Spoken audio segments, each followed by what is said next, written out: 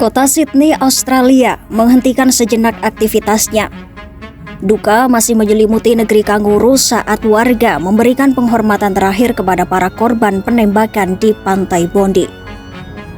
Upacara pemakaman sebagian korban mulai digelar pada Rabu 17 Desember 2025. Di sejumlah titik kota, bendera dikibarkan setengah tiang. Warga berkumpul, menyalakan lilin, dan mengheningkan cipta untuk mengenang 16 korban meninggal dalam tragedi paling mematikan di Australia dalam 3 dekade terakhir.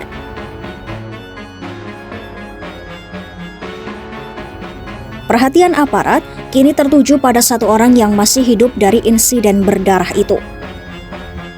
Naved Akram, pria berusia 24 tahun yang ditembak polisi saat kejadian, dilaporkan telah sadar dari koma dan masih menjalani perawatan intensif di Rumah Sakit Sydney. Komisaris Kepolisian New South Wales, Mel Lanyon, menyebut penyelidik akan mulai menginterogasi Naved secepatnya, paling cepat pada Rabu 17 Desember 2025 jika kondisi medisnya memungkinkan. Interogasi ini dinilai krusial untuk mengungkap motif dan jaringan di balik serangan tersebut.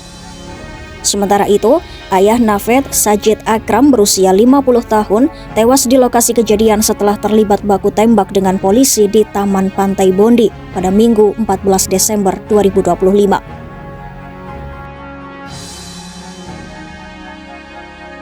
Polisi Australia menyelidiki kemungkinan keterkaitan kedua pelaku dengan kelompok ekstremis negara Islam Irak dan Suriah atau ISIS. Dugaan ini menguat setelah penyelidik menemukan indikasi radikalisasi dan perjalanan mencurigakan ke luar negeri. Naved diketahui pernah menarik perhatian Badan Intelijen Australia pada 2019. Saat itu, ia bekerja serabutan sebagai tukang batu dan sempat menganggur. Namun, ia tidak dianggap sebagai ancaman langsung dan kemudian menghilang dari pantauan aparat. Penyelidikan kini juga mengarah pada perjalanan keduanya ke Filipina beberapa pekan sebelum serangan. Otoritas imigrasi Manila mengonfirmasi mereka berada di negara itu hampir sepanjang November dengan tujuan akhir tercatat ke Davao, wilayah selatan Filipina yang memiliki sejarah panjang aktivitas kelompok ekstremis. Dari India, Kepolisian Negara Bagian Telangana mengungkap latar belakang Sajid Akram.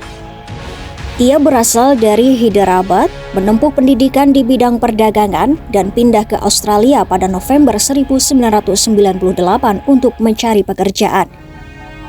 Sajid menikahi seorang perempuan asal Eropa dan memiliki 2 anak. Menurut polisi India, ia tercatat kembali ke India sebanyak 6 kali karena urusan keluarga.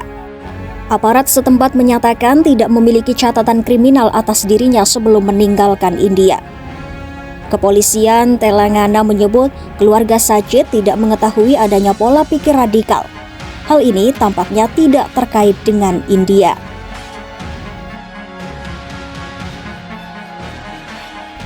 Penembakan di Pantai Bondi terjadi saat berlangsung acara perayaan Hanukkah, sehingga memicu kekhawatiran meningkatnya antisemitisme dan ekstremisme di Australia. Hingga Rabu, 17 Desember 2025, otoritas kesehatan melaporkan 22 korban luka masih dirawat di sejumlah rumah sakit Sydney. Perdana Menteri Australia Anthony Albanese menyebut kedua pelaku terradikalisasi oleh apa yang ia sebut sebagai ideologi kebencian. Menurutnya, ideologi semacam itu tidak memiliki tempat di Australia.